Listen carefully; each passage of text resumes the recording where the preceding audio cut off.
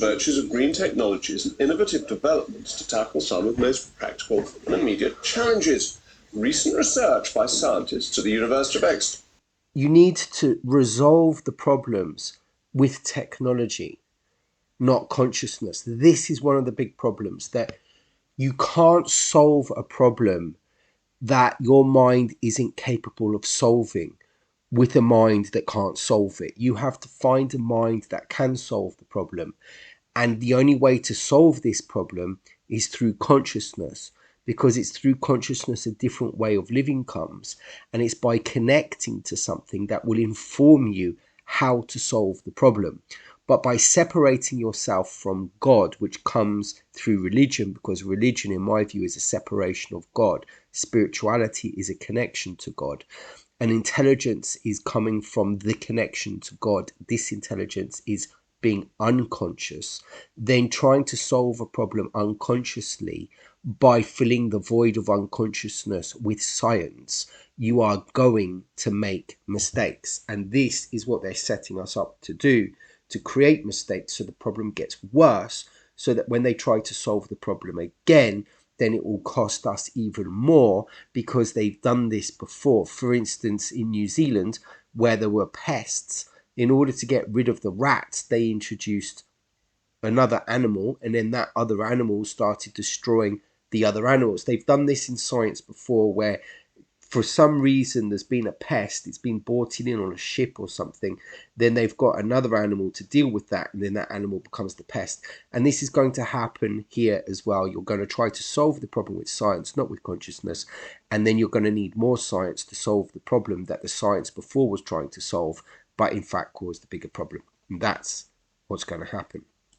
Explores whether we can alter the atmosphere to cool the planet, a process called geoengineering. Methods such as stratospheric aerosol injection or marine cloud brightening are observed in nature, modelled on the cooling effect after volcanic eruptions. These ideas are controversial. So because it came from nature, or it appears in nature, therefore it's okay for us to do. Well, nature kills a lot of things. Nature and animals kill each other a lot, but just because nature goes and kills other animals and is highly territorial in some species doesn't mean that we as humans do the same either. So this idea that because nature does it, therefore we can do it because we can replicate it, but we're not really replicating anything, because from a shamanic point of view, there are two substances, or an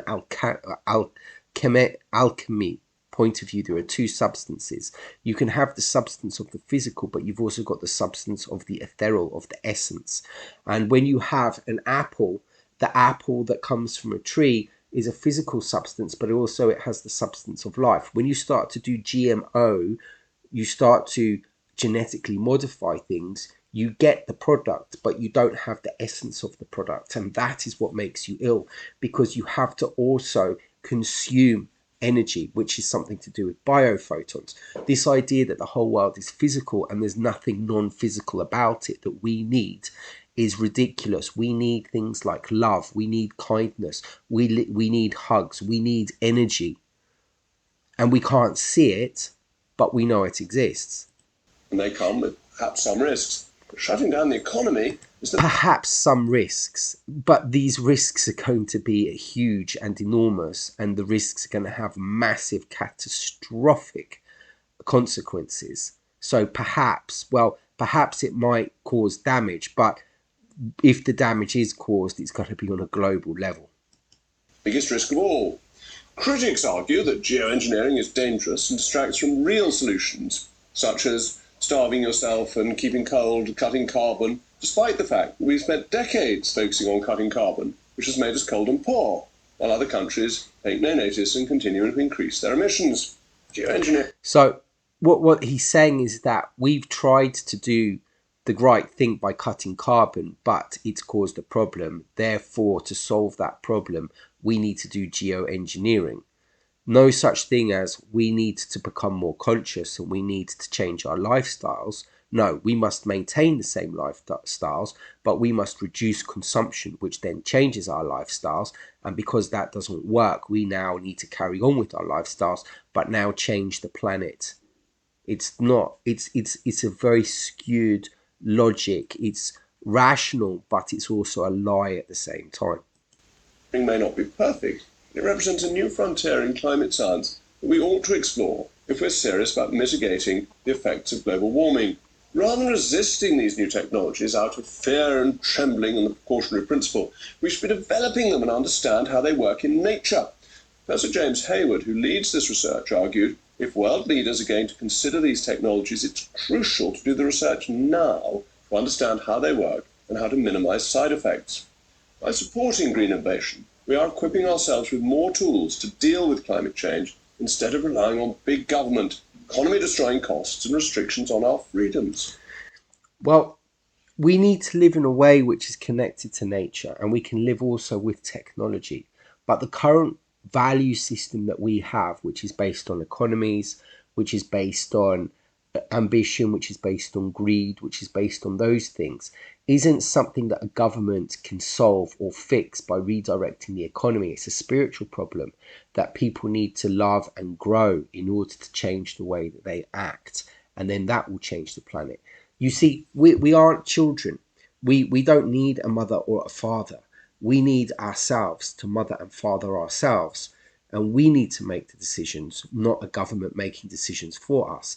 And we keep giving our power away to government because we're trained to do that from school, giving our power to the system, to the school, to the teachers, to the classrooms, to the punishments.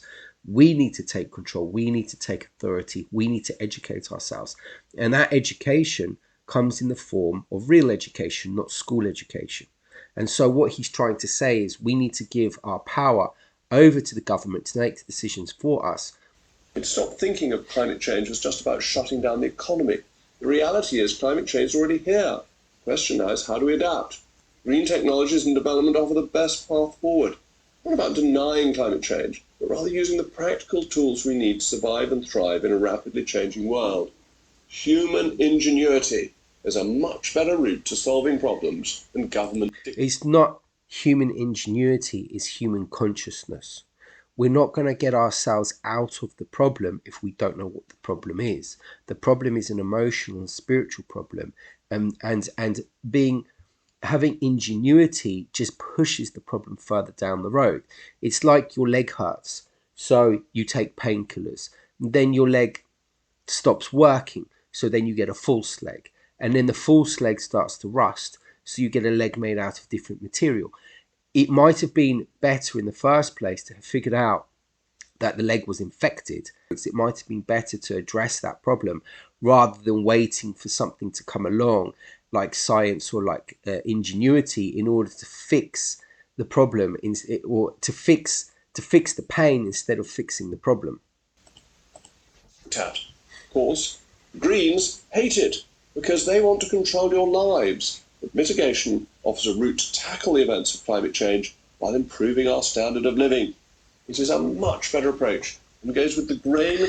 Because the improving standard of living doesn't come down to consciousness again or happiness. It comes down to you having gas or heat or money or food or cinema or Netflix or whatever it is.